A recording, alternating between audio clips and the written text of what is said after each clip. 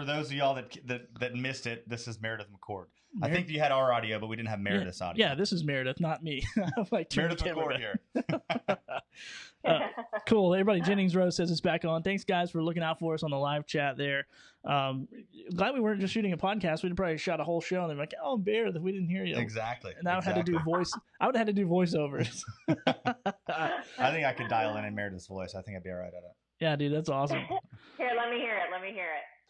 Let me hear it. Let me hear it. I don't know that wasn't very good. Not right. I need some practice. And that's the last time she's coming on the show. Well, awesome. So tell us a little bit about your fishing you've had since you've been down there. How many days have you fished? This is my second day. I'm supposed to fish through Saturday. We'll see how the weather holds. But actually, today was supposed to be my first day. And then on Sunday, after church and brunch with my family, I was looking at the weather. And I saw yesterday's forecast, which was wind, light and variable, sunny skies. And I was like, so I texted a couple of my guide friends. I'm like, who has open? I need to come.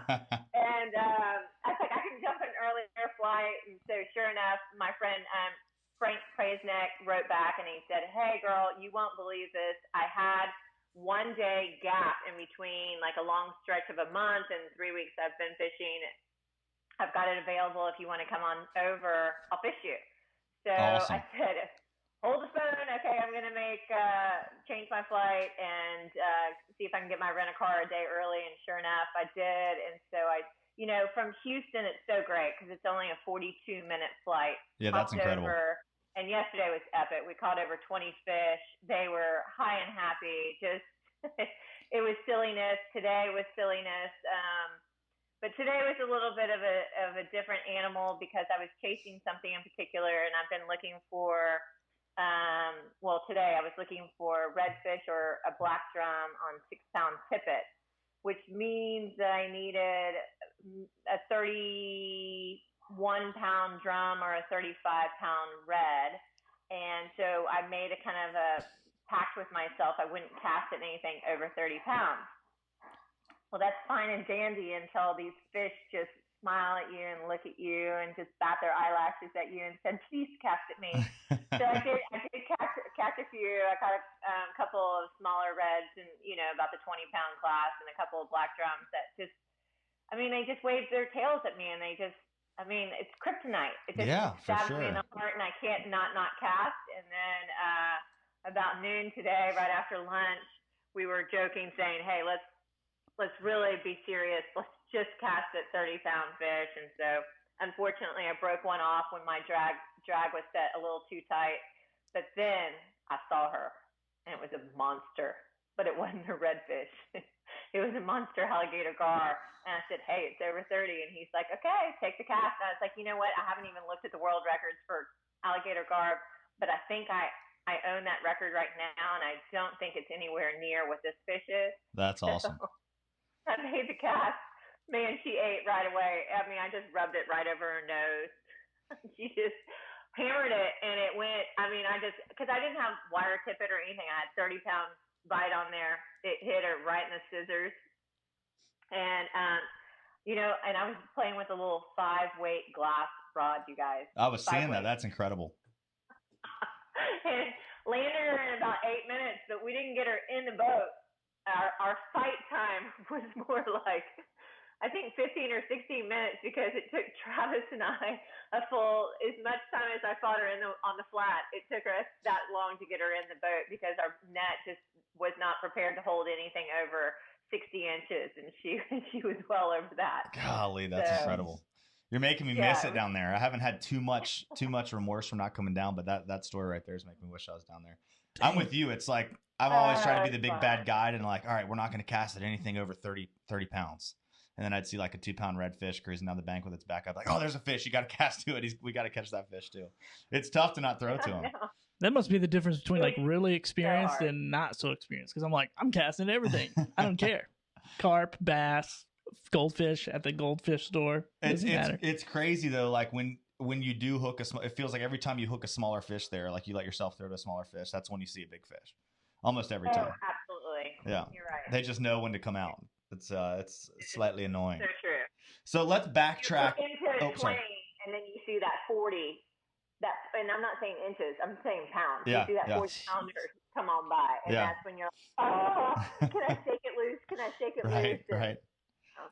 Well, let's do a little backtracking. I want to hear kind of how you got into fishing and kind of your whole story of becoming an angler. Okay, so I've been fishing since, gosh, I think I was 3 years old. My dad, grandparents, mom, everyone in our family fished, and so that was just something that we did. It was just a part of our lives was fishing, and so I continue to fish for the next however many years, just recreational. I got into fly fishing after the cheesy but yet wonderful Hollywood film. Y'all know it. A river runs through it. Nailed it. Nice. I didn't know that. You didn't? No, yeah, I didn't know that was what got you. Yeah, that's what got me into fly fishing. I mean, there was a couple of factors that were playing in simultaneously, but I saw that, and I guess it was like the early 90s at the same time that my family bought a home down in Ambergris Key, Belize. And I had seen people out there waving their rods around and had kind of wondered about what they were doing. I didn't grow up watching a lot of TV, so was not exposed to it. And so I saw it down there, saw a river runs through it, and then started kind of researching and learning more about it, knowing that I wanted to take my fishing to the next level, and I felt like fly fishing was probably that next level. And sure enough, after I graduated from Vanderbilt, I went out to Jackson Hole, Wyoming to learn how to fly fish, thinking that I could do it in the summer and that it was just going to be something like spin fishing. You pick it up and you can do it. I didn't realize it was going to be a lifetime sport and that I was going to develop such the addiction I did for it. But here I am, and I'm highly addicted. Yeah, it's a very addicting sport. It is, especially the sight casting part of it.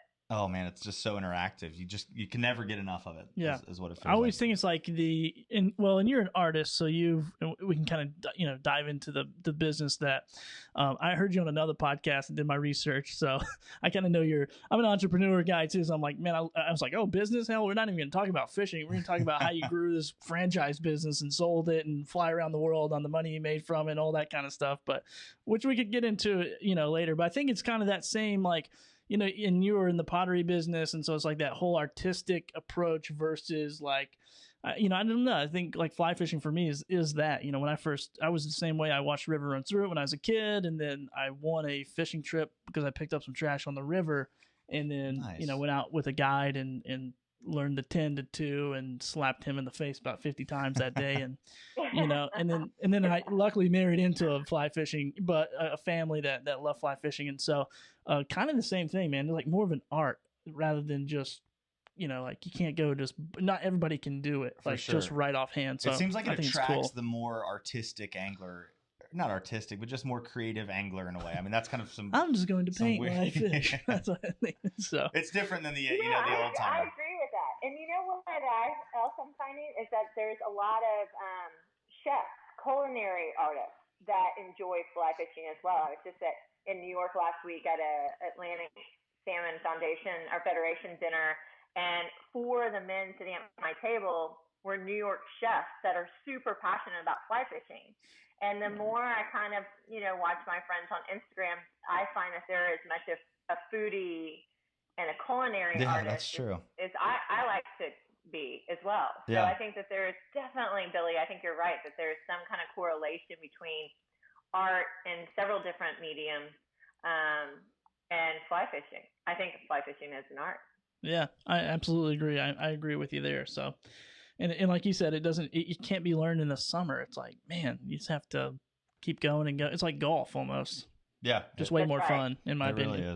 It really is. So let's talk I about. do liken it a lot like golf, though, because there's no way, like golf, like if you're going to go out and go play 18, you're not going to do it for less than 4 hours.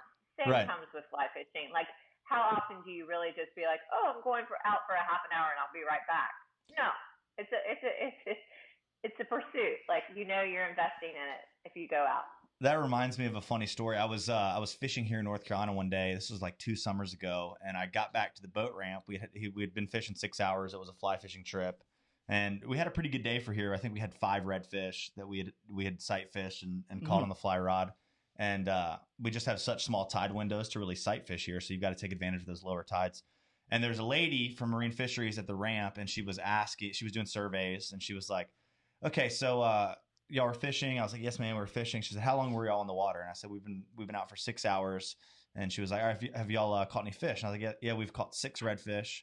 She's like, oh, awesome. That's really good. And she was like, asking a few more questions. And then one of her final questions was, how long would you say you had your lines in the water? And we were fly fishing. And I was like, maybe like 10 minutes total. We had the lines in the water. And she was like, 10, you've been out there for 6 hours and you've had your lines in the water for 10 minutes. And I had explained to her the fly fishing thing. And so it's crazy. I mean, the time that you actually have a fly in the water, even on like the most epic of days, isn't very long typically. I mean, unless you're just fishing, schooling fish all day, and hooking one, throwing back out. But it was a realization for me as well. I was like, we just burned 6 hours of our day and we really only fished, actively with our fly in the water for 10 minutes. So it's, we might have to be a little crazy to love fly fishing the way we do. Yeah, I agree. And it's not the cheapest thing to get into either. No, it's not. It's super fun, man. Super fun.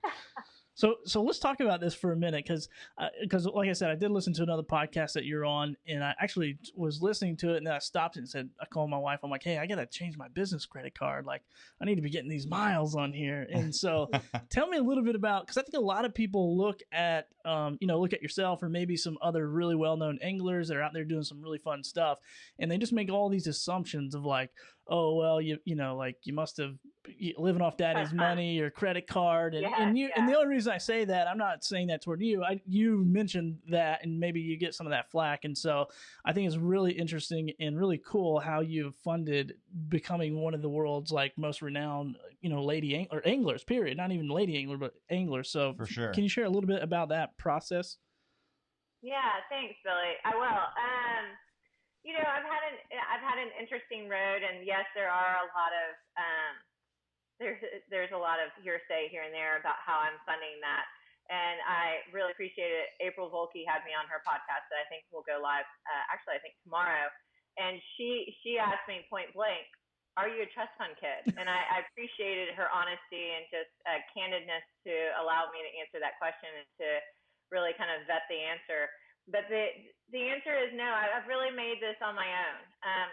I started business a number of years ago. I don't like to say how many years ago because then it ages me, and I'm still single for all you guys out there. No, just kidding. But I did, and a long time ago, I started a business, and I was very, very fortunate that it was successful right away.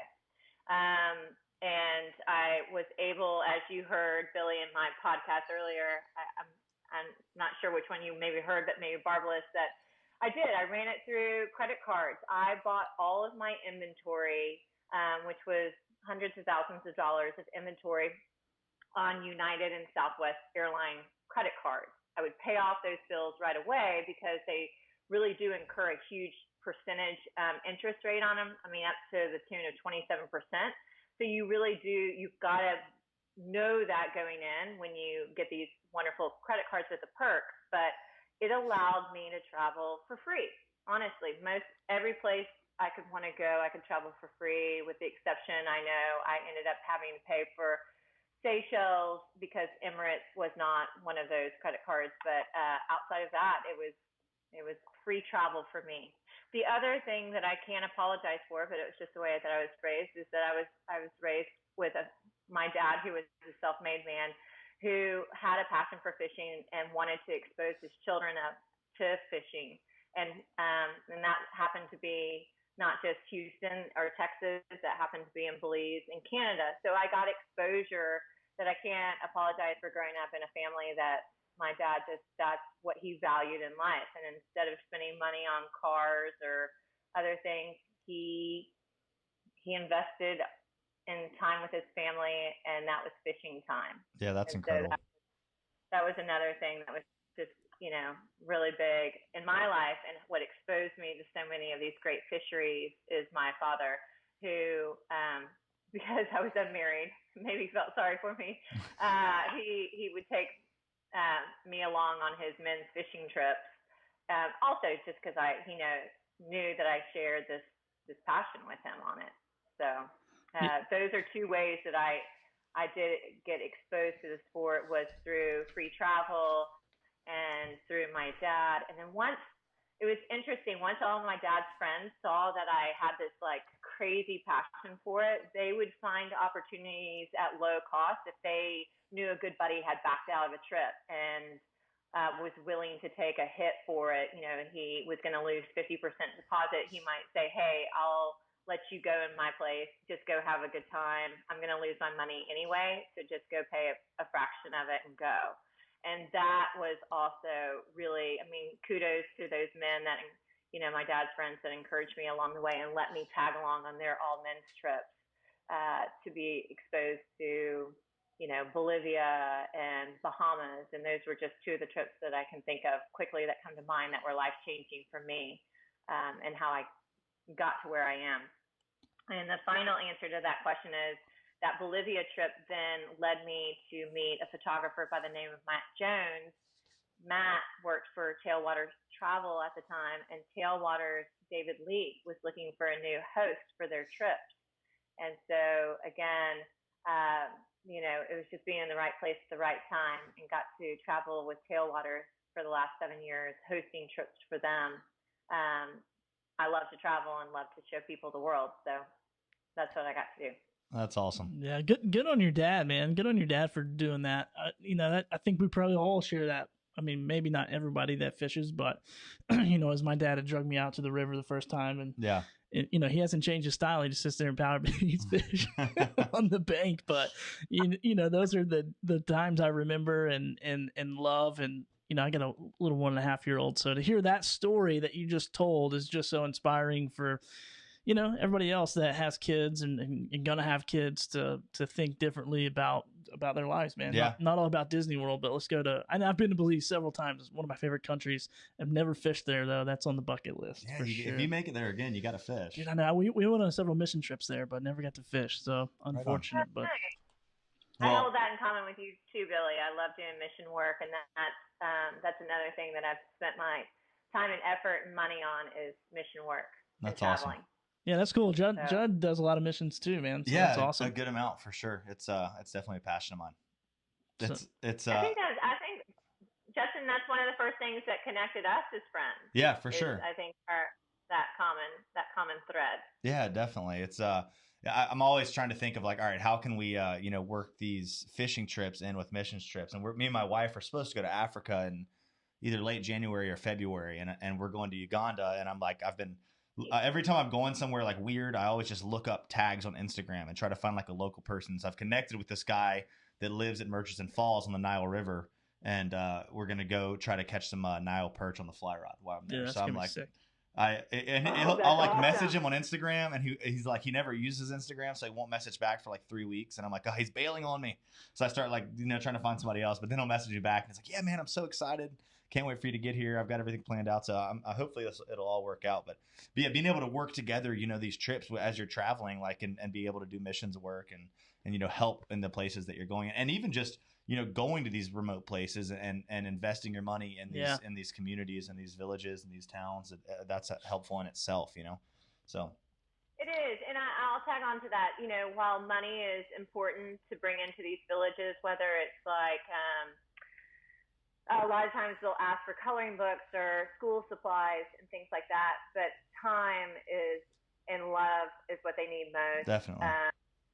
You know, along with those things, we just don't. I always want to caution people to be really careful not to come in as a cosmetic kind of Santa Claus from America. Right. They're just to give gifts, and that's all we're known for, is that we just give things, but that we do it with intention and that we share the love of God with them, because that's something that it doesn't ever run out. No. Whereas money does. You're right. So you're very right there. Along with giving things that are necessities that they do need for survival and for their livelihoods. I want to caution people, take the time to spend in the community, take the time to spend with the children, whether it's playing soccer with them or just sitting down going through some pictures on your iPhone. I take a little photo album with me, and not like an iPhone photo, but like a little true old school photo album. And what is that exactly? And it's just, it's just that time that they're like, you're building those relationships. Yeah, definitely. Yeah, that's awesome. Super cool. That's a good strategy. Take them fishing, Judd. That's how you can go on fishing every time. I know. Like, honey, I'm going to take these kids. We're going to go down the river. They're going to teach me how to fish. Definitely. I'm excited. I don't know. We're just kind of going wherever this podcast takes us. But oh yeah, who cares? My wife's sister has this kid who, he was talking about. She's a teacher, and she was sitting in class the other day, and he was talking about wanting to be a fishing guide when he grew up. And she was like, "Oh, my brother-in-law's a fishing guide." And she was like, his name's Judson Brock, and he was like, "Oh, me and my dad watch Eastern Current, or listen to Eastern Current, like on the way to school." That's cool. And super cool dude, and he's I'm excited. I keep telling her, you need to give him my number. I'd love to take them fishing. And so just the way that this community kind of works together, and if you're listening to this podcast, I can't remember what your name is, but get up with Zan, get my number. We're gonna go fishing. That's awesome, man. Dude, sure. Such a cool podcast. I love, of course, Meredith, for the people who are watching, who maybe just joining us or just tuning in or whatever, does a lot of different stuff. So world missions, an athlete, a triathlete, entrepreneur, like bird hunter. I mean, kind of everything. So that's what we're doing. We're just covering so many different topics. I mean, so many cool things. That's what I like about this aspect. It's not like, all right, tell me how to catch this fish. It's more of just like just an interview and hang out and get to know somebody. So yeah, it's super fun. Well, let's get into it. We've talked about your traveling. What are some of your favorite destinations? Like, if you're going to plan a hosted trip and take some people, like, what's one of your favorite places? Because they're all so different. What's one of your favorite places to take guests to? Or maybe 2 or 3 of your favorite places? So hard. Really. Justin, you cannot ask a girl that. It's like, which boy do you like the most? No, I'm kidding. So there's things about all of them I like. Right. Me too. I would say if you're going to go far, far away, you want to go remote. The Seychelles, it just doesn't get better. Yeah. The number of species, the variety, the size, it's just the sight casting. You're fishing in a swimming pool. Clarity is never a question. It is as clear as a bell. The fish are swimming. It's remarkable. If we're talking close to home, I am there now. Louisiana. And, people ask me all day long, and I get emotional talking about it. But, Louisiana, these redfish are just home to me. Yeah. And I'm from Texas, but my dad grew up in Louisiana. I grew up hunting in South Louisiana.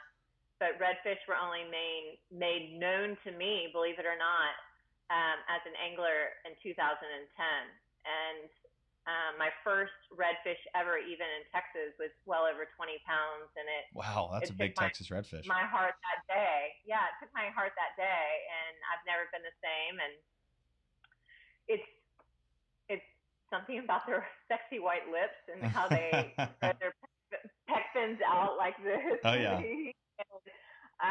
They light up, and it's the most visual eat outside of a tarpon that I think you'll ever see. And of course, tarpon are right there up at the top. But so you would say redfish are your favorite fish to target? Yeah.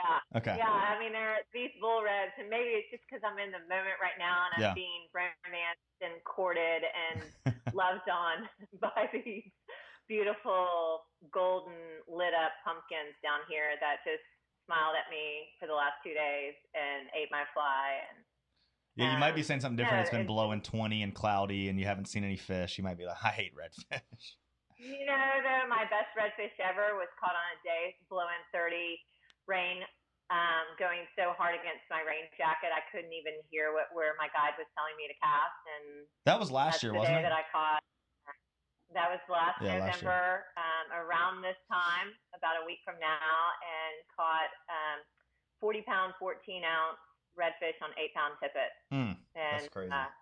And it was belly crawling way up shallow, and was just just lollygagging through these huge breakers, and when the wave would crash out and belly out, his whole body was exposed. Even his eyeballs were above the water. And I threw in a fly that I'm actually over here now tying up the same fly. I call it the spunky bunny, and it pounced on it like you wouldn't believe, and game on. And That's anyway, awesome. so you never know. Even sometimes those worst days here in Louisiana can turn into one of your best days. So I never give up. So would you say, we're talking about the hosting trips? I mean, and I know it's your job now too, but do you like to go on a solo mission? Like, all right, I'm going to go by myself and do this, or would you rather go on a hosted trip? Would you rather take a bunch of people with you when you travel to fish? I know it's a tough question. It's a loaded question, but. So, I like both, and I think you've got to have both in your life. Yeah. I love this solo mission. I love taking every shot at every fish, being able to fish what I want to fish, how I want to fish. Listen, but that costs money. You know, no one's going to fish a bit. The guy's got to pay his mortgage. He's got to pay for his kids' tuition, and I'm not asking him to do it for free. Yeah. You know, Mm-hmm. So you know, I do that, but then I love the hosted trips, like my girls' trip that I just took last April. Hey, Rachel. She's watching right now, but Rachel was on it, and the joy that I got from watching these girls catch fish and pursue permit on fly, there's nothing like it. The empowerment that they got from this trip, and just the friendships that were made.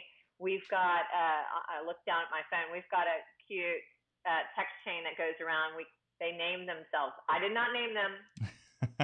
Strippers and hookers. So we are the strippers and hookers. And we are a very tight-knit group of girls now, and we're going to continue to fish. A lot of us just went fishing in Louisiana a couple months back, and we're going to go back to Mexico and Bahamas. And so, you know, there's a lot of joy in that. Just took a couple of guys over in Tanzania and got to see their lives changed by the wilderness and the bush of Tanzania and fishing for tigerfish. I love exposing people to new species, new places, new cultures, great food. Awesome. So I like both. I think there needs to be a balance. Yeah, definitely. How many different countries have you fished in? Oh gosh, you can't ask me that. I don't know. More than 5. Yeah. Yes. All right. I'll let you think on it. You can count in your head, and then you can tell us later. Maybe a couple dozen. Couple dozen? That's awesome. That's too cool. You got a question, Billy?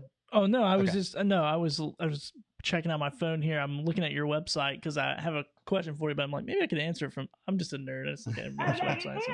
Well, that's how many countries I've gotten records from, and I think it says 8.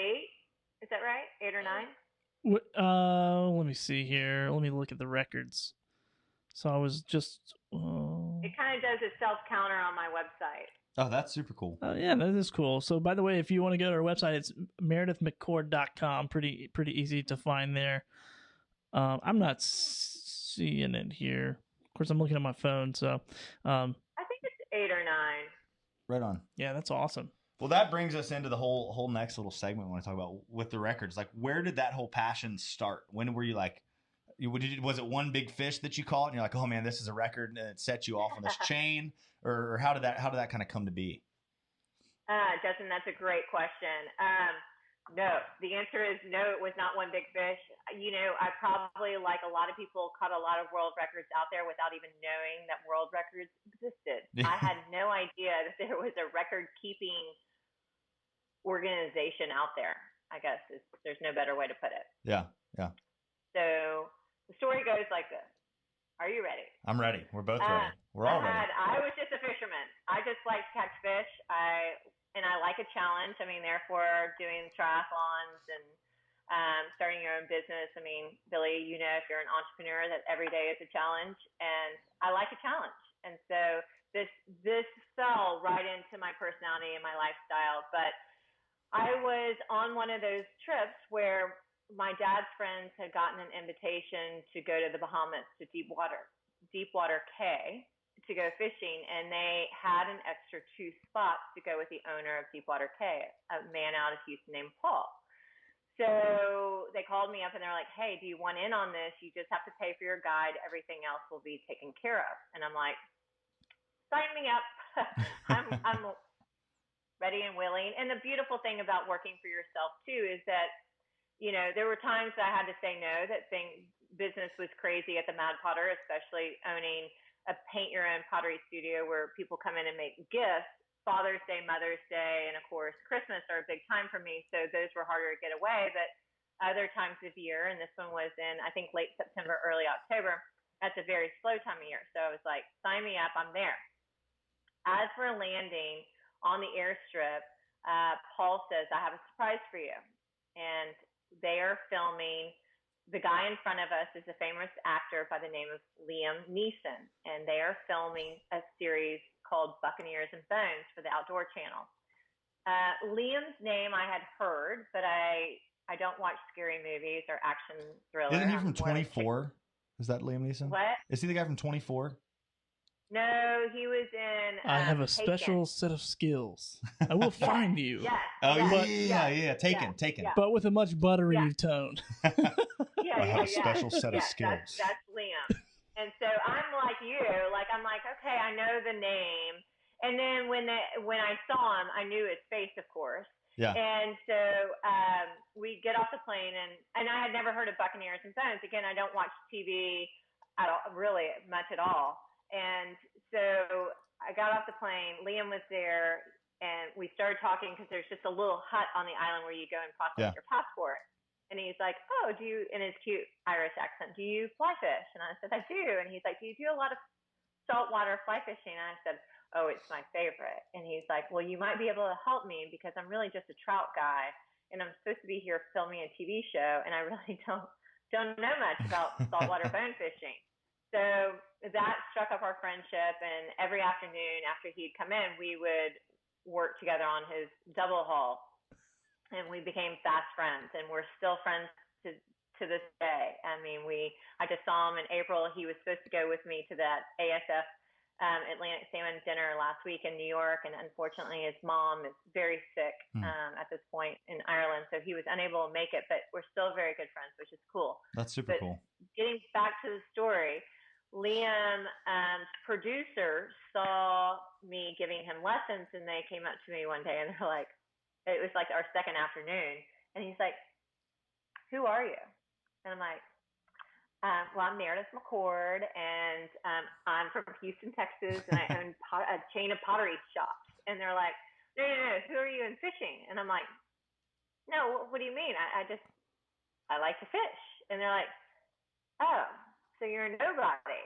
And I was like, oh, wait, well, I mean, I guess in the fishing world I'm a nobody, but I mean, my parents think I'm somebody, and hopefully my friends do, but I guess I'm a nobody. And a long story short, they said, well, have you ever thought about doing TV work? And I was like, well, does it mean free fishing? Again, always looking for the avenue to be able to go and fish on a limited budget, because I didn't have money growing on trees. And they said, yeah, it means free fishing and free travel. You gotta, but the problem is, I think you've got what it takes, but you gotta be somebody. You gotta have like a name. And I was like, well, how do you get a name in fly fishing? I don't know. I just fish. I just like to fish. I don't know how to get a name. And at that time, Instagram wasn't big. Facebook had just started, it hadn't just started, but I was just on it for like personal reasons, not for any kind of fishing reasons. Right. And long story short, we were sitting around. I keep saying long story short because it is a long story, so I apologize. Short story long.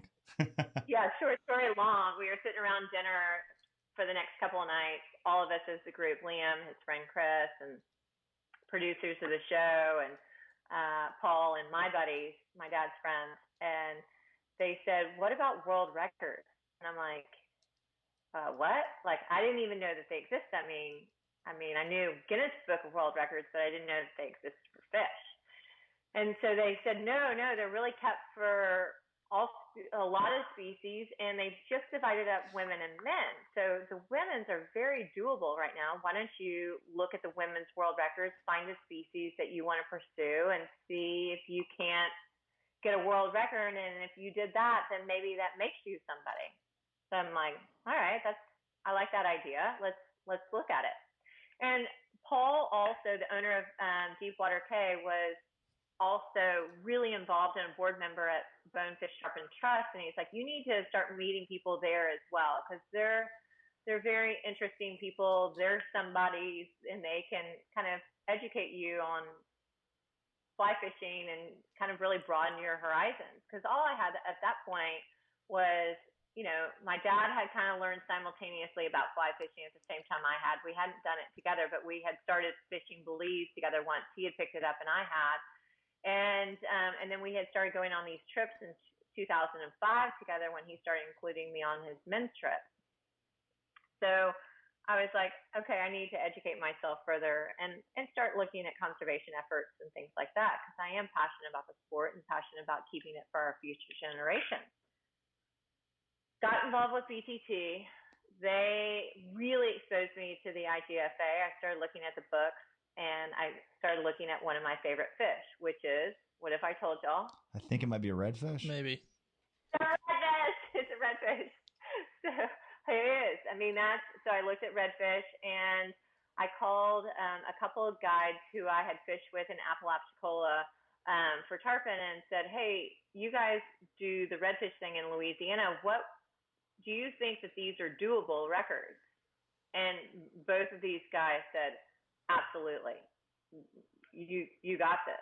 So that year, that was 2011, which I met Liam, and I started pursuing the records in 2000. Yeah, I think I got my first record. I can't remember. Now I'm going blank. In 2011 or 12. It was December 1st. I think it was 12 because I think we met in 2013, and you were kind of fresh into the record chasing. 2013, no, I already had gotten one redfish record at that point. I got another redfish record the same day, December 1st of 2013. I think it was 2012. And so long story short, sorry for that. I started going after it, and it was tough. I didn't know how to tie my own knots correctly. I was having a lot of break-offs. I wasn't using the right tippet material. I've learned a lot about that. Any of you guys that are listening want to reach out, I'm happy to share my secrets. Like, I love the more people that can get into this and think it's fun, I'm all for it. Come break my records. It just gives me a bigger challenge to go after, to go re-win my own records back. So I love this game. It's a game to me. And if it ever gets not fun, I'll quit playing it. But for right now, I think it's a lot of fun, and it makes me, I believe, a better angler, because I had to learn to tie my own knot, learn what tippets are truly the breaking strengths that they say if they are on the package. And I broke off a lot of fish in those first couple of go-rounds. And I had a lot of people helping me along the way that kind of got into this quest I was on, and had one guide in particular that reached out to me saying, hey, I love what you're trying to do. Would you like to come fish with me? I've got a photographer coming over. I need an angler. We'll try to get your record. And you get to fish for free. And because I didn't get it the first several times I went out to get it. And I was like, oh my gosh, yes, thank you so much. And so thankfully to that guide, Christian Jurgens, he stuck with me. He knew I could get it done, and continued to fish me at a really good price. And even after we didn't catch it with that photographer, but we tried, and he knew that I had the capabilities of doing it. It's just a matter of finding the right fish. Yeah. So that December 1st, I caught that first record, and it was amazing. I knew that we the moment we saw her, we knew she was well over what I needed, which was a 28-pound fish. It was 32.5 pounds, and we knew we saw her. I mean, she was crawling on the bank. We made a cast, got her in, and we knew we had it. I called up the producers of the show and said, guess what? If this thing gets approved, I'm a somebody, and I'm a world record holder. And sure enough, they said, okay, well, that's what we needed. Is as soon as it gets approved, why don't you come on our show this year? April's going to do it, but why don't you come on for 2013? So that's what I did. And in the meantime, kept pursuing records. And then in 2014, my dad who was the most tickled by all of this record chasing. I mean, I enjoyed it, but I have to balance it with sometimes just tugging on fish, like I did yesterday, where I just go waylay them and get them to the boat in like less than 30 seconds. I like doing that too. My dad said, I want to be with you when you catch your next record. So he came with me he took me with him to the Seychelles, and I caught my second and third record. And not long after that, he got diagnosed with cancer. And while he was fighting his battle with cancer, kidney cancer, and going through radiation and chemo and all that crud, he said, keep fishing, keep getting those records for me. And somewhere along the way, I said, okay, for you, I'm going to get you 100 world records. That's awesome. And I'm sure some of you know that story, but he passed away when I was at 78, but I caught my 100th Father's Day the following year on our farm, at our farm, where he brought me up, teaching me how to catch bass. That's so cool. Wow. That's such a good story. Yeah. It's just so awesome, you know, when parents that get their kids into something that they can be passionate about outdoors. I just think it's so important. Not that I think every kid should be exposed to that, the fishing and the hunting and the hiking and the camping. Yeah. It's just, I think it changes people for the better, and it's what we remember. Like when I look back, I had lost my dad last January too to cancer. And when I look back, like the memories that stick out, everything is outside. Like whether we were riding 4-wheelers or fishing or hunting or camping, like all the best memories are outside. And I feel like that's the same with you, Meredith. And it's just cool to share those moments with your parents, because it's just different than kind of what the world tells us is like a normal life nowadays, you know? Yeah. Crazy. Well, and, I'm sorry to interrupt on that too. It's just our parents sharing whatever they're passionate about. Yeah, that's true. That's true. Yeah. Mm-hmm. That they're not gallivanting off just saying, hey, I'm going to do my girlfriend thing, or we're just going. I mean, I think it's great for couples to go on couples trips and get away from their kids, but my dad just included us in what he was passionate about. Yeah. And I was just fortunate that what he was passionate about was the great outdoors and being outside. But even if that's computer coding and you're sitting next to your child, teaching them how to code whatever, I don't know this stuff, but be an IT coder, then that's what you do, but do it passionately and do it with your child. Yeah, that's a good word. That goes a long way. And if it can be something outdoors, get outdoors. For sure. Yeah, for sure. I'm definitely biased to the outdoors. Yeah, me too. Well, there's nothing that breeds more life into our souls than just being outside and seeing that sunrise in the mornings and a marsh come to life and fish wake up or birds start flying or start chirping anyway, I guess. Yeah. It's definitely cool. Well, here's a question I got for you. Would you say, this is kind of jumping back in to what we were just talking about, but were you pretty competitive growing up in your whole life, or did this world record chasing, did that really bring out this like new competitive nature that you didn't even realize you had? So I think it was there all along, but because we were raised kind of outside, we grew up in Houston, Texas in the city, but my dad, again, was an outdoorsman. So he hated the city, hated that we were being raised in the concrete jungle. And so every weekend we went an hour outside of Houston and we're raised on these little bass ponds. We call them tanks down in Texas. We call it farm. It's just a little tiny property with some pine trees on it and a couple of tanks. So, I mean, I would say that I didn't grow up playing sports, so I didn't know I was competitive. I didn't play sports. It never came out in the board games or anything like that? Oh, I guess it did. Yes, it did. Yes, I am a mean gin rummy player, and Monopoly, don't play with me. I'll play for hours. So, yeah, I guess it did. I think of, when you say competitive, though, it's so funny. I think of, like, don't you think of, like, soccer, or basketball, or baseball? Something that we all relate as, like, a competition or a challenge against someone else. Darn it. I hadn't thought about that. Card games, yes. I love to play cards. There it is. Board games.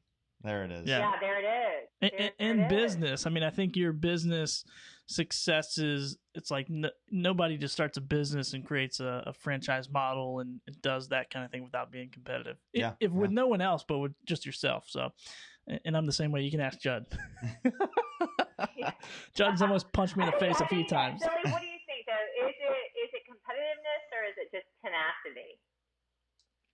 Well, I think for me growing up, I didn't really grow up. I grew up on like the rough side of the tracks, if you will. So for me, it was always, I don't want to stay here. I don't want to stay complacent. I don't want to be not necessarily like my parents or any of that. Just where they just grew up working so hard for every single thing, and no one really appreciated them and all that. So I was like, I'm just gonna make my own way. So the only person that has to appreciate me is me, and I'll reward myself through that. So I think that for me was like the driving force of like almost fear of like not getting stuck in what I was in. But I definitely, now that I'm older, I definitely think I probably look around and go, okay, well, what are other 33-year-old men doing? Like, am I crushing this podcast right now? Because if I'm not, I gotta start over, I gotta do something else. And so, I don't know, maybe a little bit of both, and then, I think it's a lot about, this podcast is going so many different directions, but like identity, it's like, I was so afraid of something that I didn't have to be, but I thought maybe I would get stuck in it. So, as I get older and really find myself, and really start to find who I am and be comfortable in my own skin, then I think the reward is just that, just being myself and being yourself. And so I think for all of us and being in that serenity and being in that place of being outside or being on the boat, I know every time I get on, and I don't have a boat, so whenever I go on someone else's boat, I spend probably the first 10 minutes just looking around going, my gosh, this is awesome. Yeah. Like, I'm usually in front of my computer and hustling and doing all that, but to really appreciate just the creation of who I credit to the Lord, to God. So it's really pretty impressive to relax in that. So I think I think we're all driven by that same passion to be the best that we can be in what we're passionate about, fishing, business and being an entrepreneur. And I think that just being complacent in that is where you kind of start to backslide, but just really picking out what you're passionate about and driving hard towards that is what we all try to do. Yeah. And I don't know if it's the people at this podcast, and I don't know if it's about beating other people. Like, I wouldn't have to say, like, I'm not trying to compete against Salt Strong or some of the other podcasts that you've been on, but like for myself, I'm like, dude, I want every episode to be amazing. I want every deal, every real estate deal I put together to be amazing experience for the people I'm working with or whatever. So really just about serving people, I suppose. Yeah. Yeah. I think that's a credit to your character as well, is that you're just striving to be the best. And like you say, you just don't want to be complacent. I think, it's just not satisfied with just the everyday here and there. You want to be the best and love those around you. And I hope I'm doing that. And you're, it's inspiring just being on this podcast with you and just talking about your life. And I mean, someone that breaks 25 world records, almost 26 on average per year since you started. That's pretty amazing. Incredible. You're inspiring a lot of people. That's probably a world record in its own. Like, how many world records do you break in a year? Yeah, that might be. Have you looked into that? I haven't looked into that. I haven't. And again, I don't do this necessarily for other people. I mean, I did do it for my dad. Yeah. So I take that back. But I don't do this to prove myself. I like the game. I like that it sharpens my skills. It's like, I hope that everyone can find something that they're passionate about, that they just strive to want to be better at. Yeah. That's what makes it alive, right? Yeah.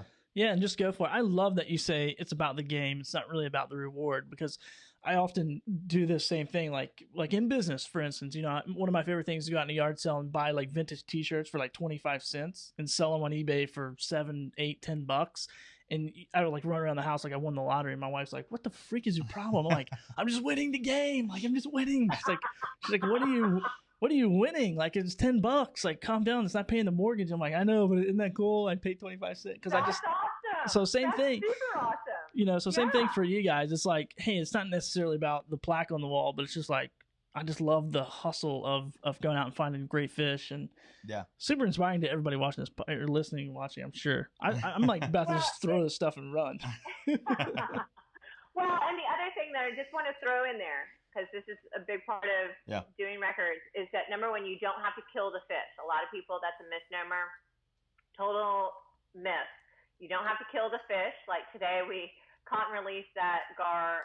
I mean, again, how quick did I catch a 45-pound almost gar on 6 pound, 9 times the strength of my line, mind you.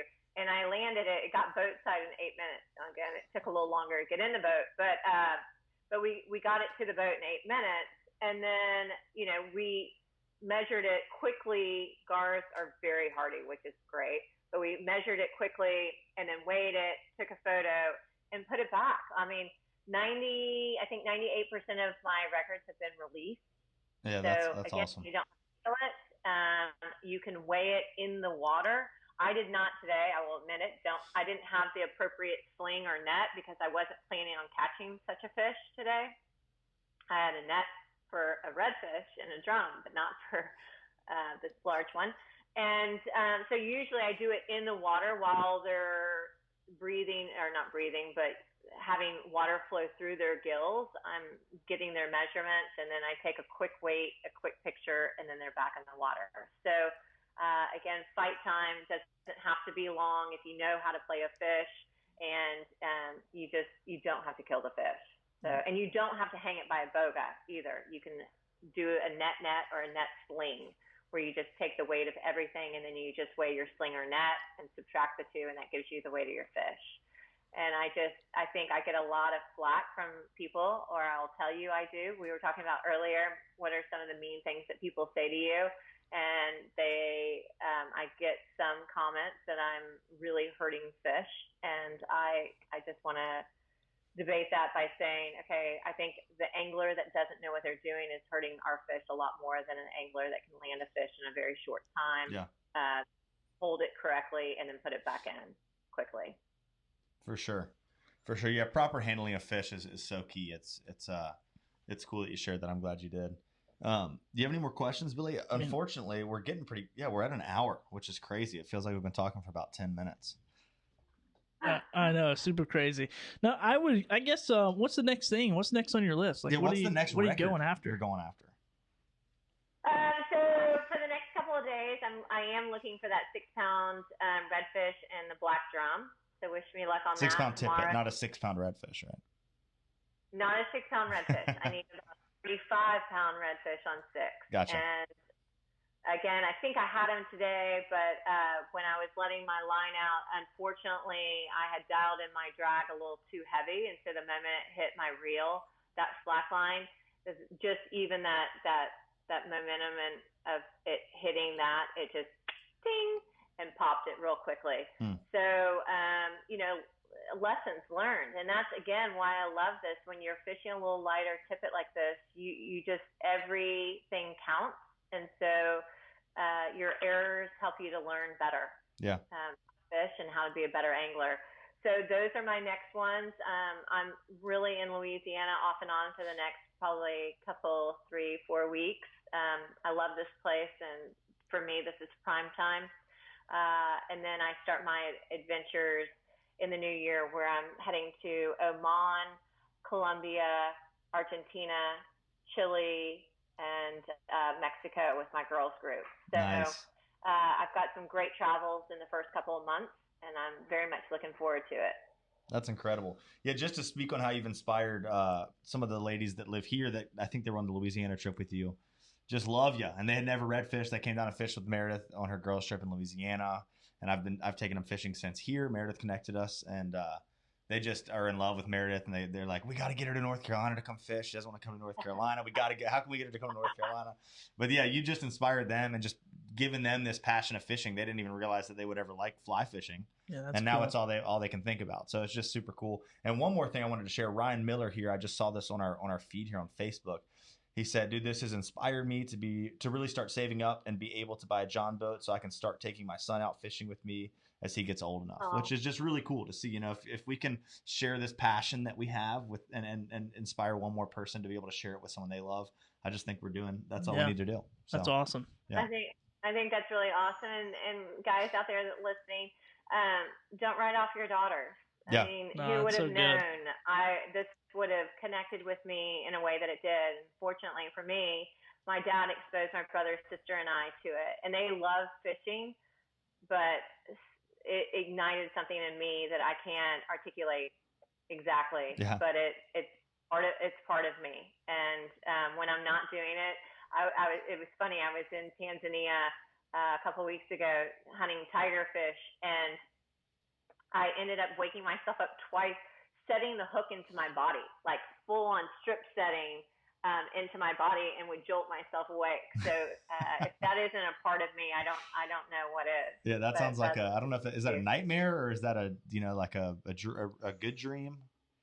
It's a great dream. It's a great dream. Okay, good. Anytime you're fishing in your dreams, my God. Yeah, that's true. What more can you ask for? I know. I need to start learning how to You're fishing 24/7. That's true. I need to start learning how to lucid dream so I can fish when I'm asleep. I'll get some more done. The amount of records I'll set in my dreams, y'all don't even know. I set 50 records last night. That's so funny. In 50 different countries. In 50 different countries. That's perfect. Well, that's awesome. Is there any like closing thoughts or words you want to leave people with tonight, Meredith? If not, no worries. You've had a lot of good stuff to say. I think that was it. It was take your kids, share whatever you're passionate about with them, and I hope it's fishing, or something in the great outdoors. But if not, just share whatever you're passionate about. Spend time with your family. You just don't know how long you have, and that's why I fish as hard as I do. I don't know when my number is going to be drawn, and therefore carpe diem. I mean, I know it sounds cliche, but I'm trying to live every day to the fullest and inspire people along the way. With that said, my parting notes are this. Ladies, I need more of you. So come on. I've got 2 trips coming up. I've got Mexico, March 20th through 27th at the Palometa Club. We're hunting permits, but you will also have a go at bonefish, snook, and tarpon. It's 2 guides per 2 anglers. So the ratio is great, and you will learn a ton. Every night I will be doing a little lesson so that, guys, if you have wives, girlfriends, daughters, mothers, sisters who might be interested in this, send them with me. I also have one in Bahamas coming up, but it is pretty much full. So come on to Mexico with me. I can't not wait. What if can guys wear wigs and come? Do you know how many guys have posted that? Hey, I'll wear a thong. I'll wear a bikini top. Is it okay? I'll wear a wig and high heels. Can I come? And I'm like, no. With my bald head, you would be surprised how well wigs work on my head with no hair up there. It fits perfectly. That's funny, man. Actually, I think they work really well. Yeah. Oh, no, they do. They work incredibly well. Yeah. It's been my new thing. Whenever we go to one of these new fad gender reveal parties, I just get a colored pink or blue wig and wear it like a long hair wig, and everyone laughs. And then I've had my fun for the day. That's perfect. I love it. I love it. Well, awesome. Well, Meredith, thank you so much for coming on with us. It's always a pleasure hanging out and talking with you. And I hope to see some big fish on your Instagram feed in the next couple of days. Yeah. Yeah. It was great. Thank you guys so much. Great to meet you, and hopefully we can chat some business stuff. I'm really curious about. I want to go into more of that business stuff, but I'm like I got to stay on fishing.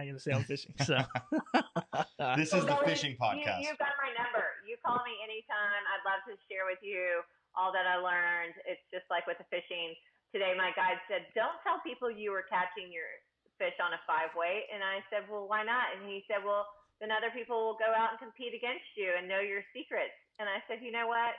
There's no secrets in fishing. It's great people like Lefty Cray and Andy Mill and Stu App that have taught me that. Yeah. You share what you know. Yeah. The more people that are passionate about this and care about it, the better. Yeah.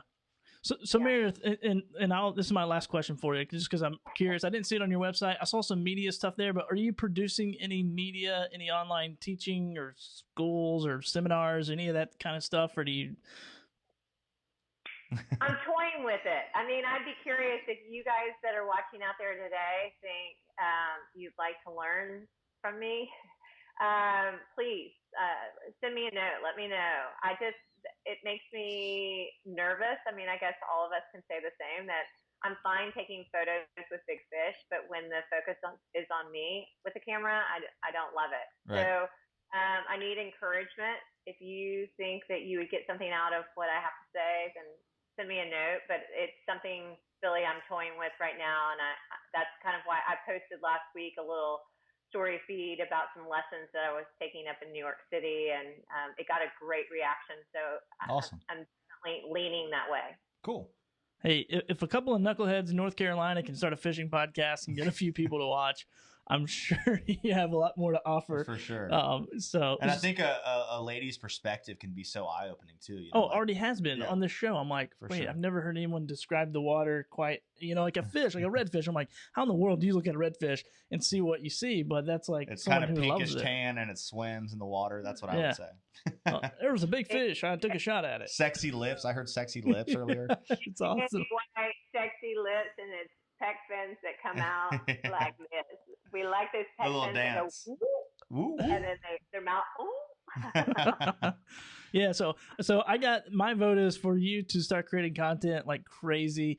I think it would just blow up. I mean, obviously you have and we could talk off camera, or off Facebook Live, but I think you have something special, not just as a fisherman and all that, but as just inspirational. People are on here going, hey, I'm gonna go buy a John boat because of this podcast. I'm gonna save up. I'm gonna change my lifestyle to make sure my kids get to go fishing with me. And so, that's only 1 hour, so it's like.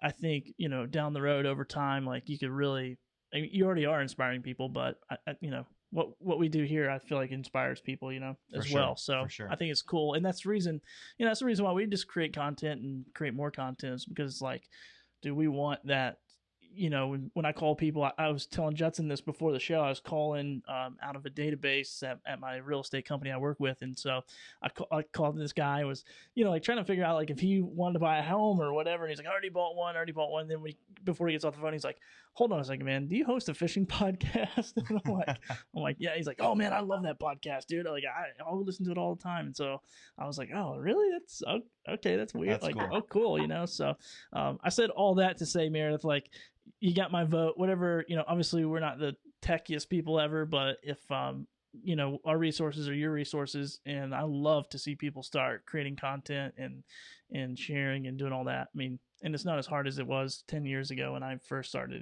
in the business of it. So. Right. And way cheaper too. And you've already got an audience that wants to learn from you. So I think it'd be awesome. Well, thank you guys. I mean, that's a great encouragement. And you guys are doing an awesome job. So keep at it and keep inspiring all those guys out there.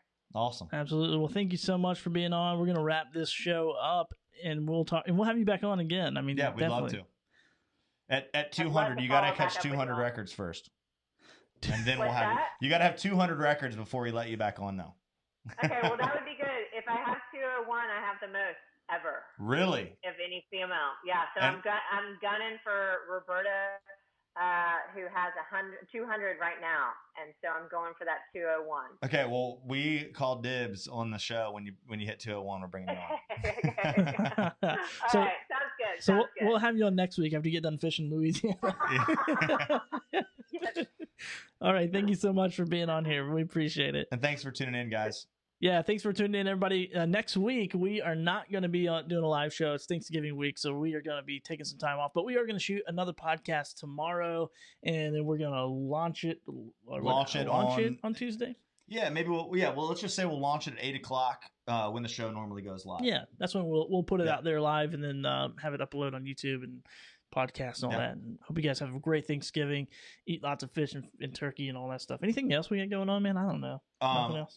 That next podcast will be how to become a better weekend warrior. So we're going to bring on some guys that catch a lot of fish on the weekends, and they work and they can't fish during the week. So I think it'll be a really cool one. And I think even if you're not a weekend warrior, it'll really pay off to listen to it because, if you're already fishing, on a daily basis or, a couple times a week, I think we can learn a lot from people that can get out in the water for 1 or 2 days a week and be effective. So I think it'll be a cool show. Awesome, dude. High five. Nailed That's it. Done. We'll see y'all. We won't see you next week. We'll hear you. You'll hear us. You'll see us next week. Lucky you. Lucky. All right. See you guys.